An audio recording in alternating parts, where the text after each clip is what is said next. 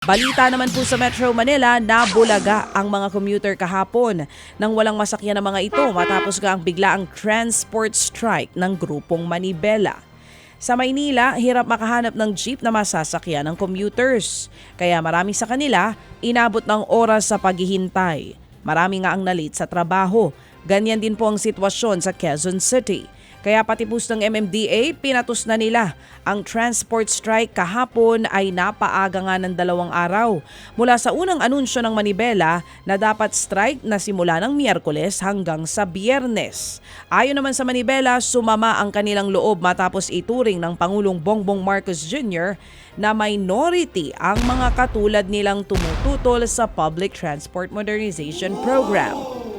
Sasama rin sa strike ang Piston at nanawagan din sa ibang grupo na sumali sa kilos protesta. Tuloy-tuloy naman ang pagtaas sa mga kaso ng leptospirosis ngayong tag-ulan. Sa San Lazaro Hospital sa Maynila, mayroon ng 94 cases ang naitala kahapon. 7 po dyan ang patay. Kaya naman prioridad ngayon ng ospital na may admit ang mga pasyenteng tinamaan ng sakit. Nagagamit na rin nila ang ang mga kamang nakalaan para sa ibang sakit.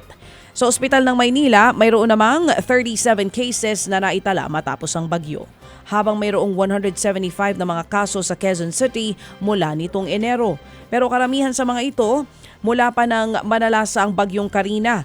Sa kabuuan, may halos 1,500 kaso na sa buong bansa. Ang pagtitiyak naman ng DOH, kaya pa ng mga ospital sa Metro Manila na tugunan ng pagtaas ng leptospirosis cases. Sumugod naman sa Pasig City Hall ang mga rallyista na kumukontra raw sa 9 bilyong pisong bagong City Hall na balak ipatayo sa lungsod. Kinompronta naman sila ni Pasig City Mayor Vico Soto. At nang kausapin, dito na nga nabuking na hindi naman pala mga taga-Pasig ang nagrereklamo. Ang iba, galing daw ng Quezon City. Sa kabila naman yan, bukas si Mayor Vico na sagutin ang mga tanong ng mga nagpoprotesta. Pero imbis na dialogo, tila nauwi ito sa meet and greet at picture taking. Kasama po ang mga rallyista. Tinawag ni Mayor Vico na dirty tactics ang nangyari. Ang tingin niya, isang political group ang nasa likod ng paghahakot ng tao.